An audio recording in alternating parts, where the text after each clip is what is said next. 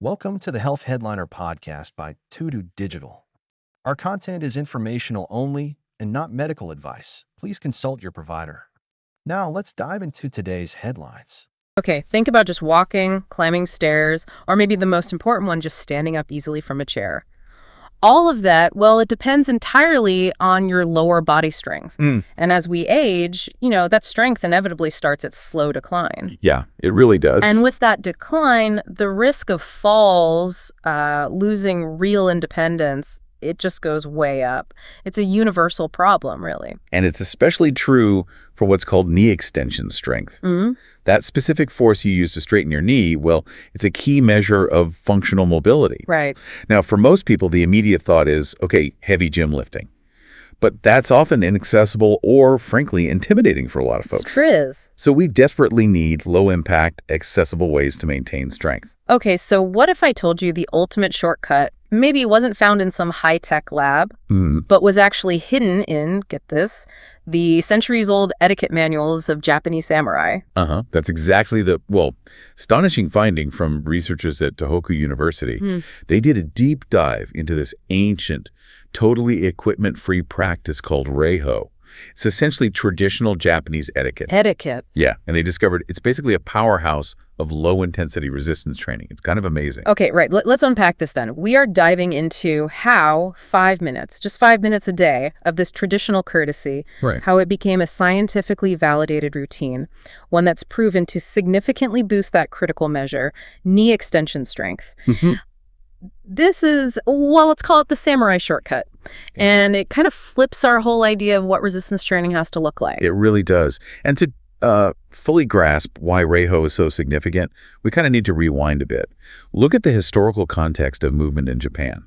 For centuries, daily life in Japan naturally constantly reinforced lower limb strength. You mean like accidental exercise built into the day? Exactly. Think about it. The physical demands of kneeling in the traditional seiza posture on tatami mats or using low tables like a kotatsu, that meant you were frequently getting up and down from the floor. Right, constant transitions. That, plus the, widespread use of squat toilets, it all demanded deep functional squatting movements every single day. So these were like hidden mini workouts you didn't even think about. Precisely. But here's where it gets really interesting, as you said. That intrinsic daily muscle maintenance, it largely vanished when Japan adopted more westernized lifestyles. So chairs replaced floor sitting. Yep. Beds replaced futons, Western-style toilets replaced squatting. And suddenly, we lost that functional need to use our full range of motion strength regularly. Exactly right. That shift essentially created a population that was, functionally weaker because the environment was designed for comfort and efficiency. It removed the necessity for those deep strengthening movements. Okay, so enter Reiho. You said it's not exercise like we think of it. It's more like a manual for motion. How does this tradition fight back against that modern sedentary decline? Well, Reiho literally translates to Japanese etiquette, and it emphasizes slow, highly deliberate, controlled movements for everyday actions, like sitting and standing. Slow movements. Yes, and historical documents suggest that samurai were actually encouraged to use these biomechanically inefficient slow motions in their sort of non-urgent daily activities, specifically to preserve muscle strength without needing formal heavy training. Wait, hold on. So the secret to strength is moving inefficiently, not quickly. How does making a movement harder on purpose build strength? That sounds completely backwards. It does sound counterintuitive, right? But it's about the sustained tension and the strict posture involved. Think about how most people stand up or sit down. It's quick, maybe 2 or 3 seconds. Yeah, pretty fast. And they lean their upper body way forward. That makes the action mechanically easier, more efficient. Right, that forward lean, that's what we're often taught, isn't it? To engage the hips and glutes, stop the knees going too far forward. Exactly. But Reiho flips that. It demands strict changes. First, the speed is, glacial. About 4 seconds to sit down. 4 seconds. And a really challenging 5 seconds to stand back up. 5 seconds just to stand up. Wow, if I did that at my desk, people would think I'd, completely frozen up or something. But that slow, sustained tension, that must absolutely hammer the quads. It does, and that slow speed is only part of the equation. The other critical piece is posture. Traditional samurai etiquette, especially if they were wearing armor, It discouraged leaning your torso far forward, what biomechanics calls upper trunk anteversion. So keep the back upright, no leaning forward much at all. Correct. Reiho movements demand an upright trunk, feet kept pretty close together, and the movement is mainly vertical, but with the knees allowed to displace forward. Okay. And that is the key difference. A conventional squat, where you lean forward, shifts the joint torque more towards the hips and glutes. Right, I see. So what's the biomechanical payoff here with Reiho? Well, what's fascinating is by forcing the trunk to stay upright while you descend slowly, you fundamentally change where the leverage is. That vertical posture results in significantly higher torque that's rotational force directly at the knee joint. Like a force on the knee. Exactly. Yeah. And that increased knee joint torque translates directly to much greater activation of the quadriceps muscles, specifically the two big ones vital for pushing off and straightening the knee, the rectus femoris and the vastus lateralis. So you're basically using your own body weight as this perfectly calibrated high-resistance machine just by changing your angle and dramatically slowing down. That's it. You've got it. Okay, this all sounds incredible in theory, but, the proof is in the pudding. Did they actually test this in a controlled way?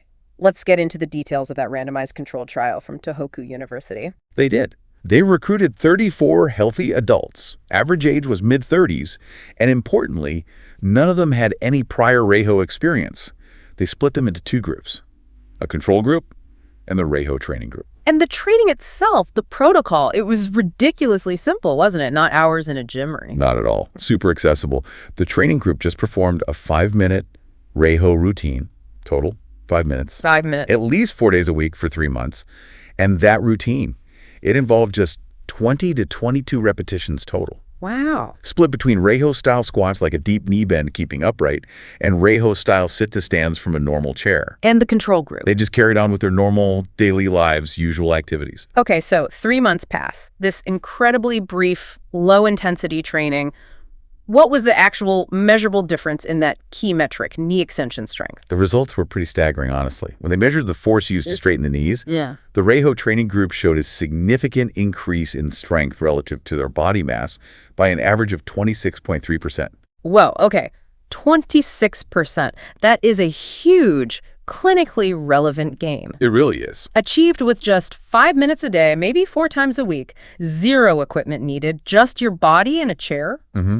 And meanwhile, the control group, just doing their normal stuff, they increased by only 2.4%. Barely anything. Okay, that really confirms it.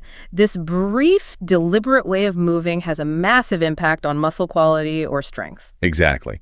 And the finding is, I think, transformative because it suggests you don't necessarily need to bulk up in the traditional sense. You might just need to change your habits of movement. Right. And I want to bring in this quote here from the study's first author, Ayaka Ogasawara. She said, "In particular, knee extension strength is a key measure of mobility and daily functioning. These exciting results suggest that Reiho may help seniors maintain their independence." That quote nails it, doesn't it? The implication. This isn't about lifting some massive barbell. It's about having the functional strength to, say, get up off the floor if you happen to fall, or just walk upstairs without struggling. Yeah.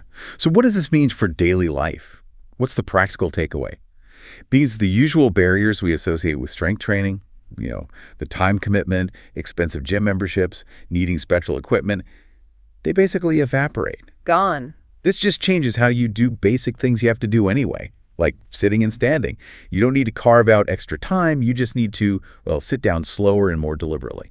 And we really have to emphasize the safety aspect here too, right? Absolutely. Because the movements are so slow, so controlled, and only use body weight, the risk of an acute injury seems minimal, especially for younger or middle-aged people without existing issues. Yes, and the authors specifically pointed out the cardiovascular benefit too.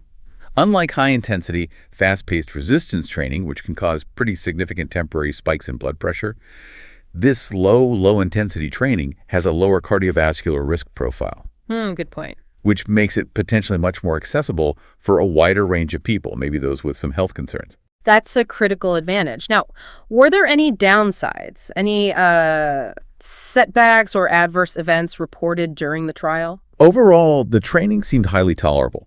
There was one participant who reported some knee pain, but apparently it subsided while they continued the training. Okay. And there were also 4 reports of low back pain in the training group, though the authors did clarify that these incidents weren't thought to be directly related to the Reiho sessions themselves. Okay, good to know. So we've covered the, frankly, amazing results.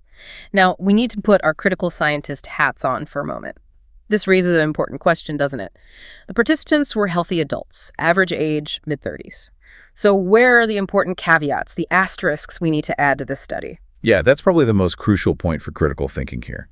We absolutely need caution when generalizing these results. Yeah. As you said, the participants were not the elderly population who are most at risk of falls, and they didn't have pre-existing orthopedic conditions, like severe arthritis. So while the method seems safe and effective for healthy middle-aged individuals, we definitely need more research before, say, advising a frail older person with significant knee problems to start doing deep samurai squats. Makes sense. And the measurement itself, knee extension strength, we need to look closer at that too. What exactly did they measure? Right, they measured isometric knee extension strength. And this is really key to understand. Isometric strength is the force you generate when the muscle length and the joint angle don't change. Think like pushing your foot against an immovable wall at a fixed 90-degree knee angle. Okay, so it's static strength, holding a position, not dynamic strength through a movement. Exactly. And because strength training gains can often be angle-specific, Right. the measured strength gain at that specific 90-degree angle might not perfectly translate one-to-one to complex dynamic movements. Things like actual walking speed, or how fast you can climb stairs, or the time it takes to get out of a chair in a real-world situation. Gotcha. So future studies really need to look at those functional measures. Did the participants actually walk faster? Did their chair rise test times improve? That kind of data would really prove the broader real-world benefit beyond just that static knee strength. Precisely. That's the next step functionally. We also have to mention a couple of logistical points from the study. While the researchers analyzed it and confirmed it didn't seem to bias the final outcome, there was an unequal gender ratio. More women than men ended up in the final analysis groups. Okay. And for full transparency, we also have to note the disclosure that the study received some partial funding from an organization linked to the Reiho tradition itself, the Ogasawara Review nonprofit organization. And the lead author also had a connection to that organization. That context is just, necessary for a full picture. Absolutely. And that's the hallmark of doing a proper deep dive, right? Understanding the context, the potential conflicts, the critical limitations of the research, even when the results themselves are really exciting. But even with those scientific caveats, the core takeaway here is still pretty phenomenal, isn't it? It really is. This idea that a 5-minute daily adjustment to basic movements, we all do, movements rooted in military preparedness from centuries ago, can offer an incredibly practical, powerful, and accessible way to offset the age-related muscle decline that modern convenience kind of created for us. It really democratizes strength building in a way. It turns the simple act of sitting down and standing up into this highly effective quad-strengthening resistance exercise just by paying attention to how you do it. And the ultimate goal, as Ogasawara said, is independence. We now have evidence that movements designed centuries ago for, etiquette and military fitness can potentially dramatically improve your ability to simply stand up from a chair without help today. It makes you think, doesn't it? What other tiny functional movements in your own daily routine, maybe lifting groceries, stepping up a curb, what else could be adapted? Maybe slowed down or just refined in posture to become your own personal, hidden 5-minute workout. Thanks for tuning in to the Health Headliner podcast by To-Do Digital. Like and subscribe for more health news and breakthroughs. Stay healthy and informed. See you next time.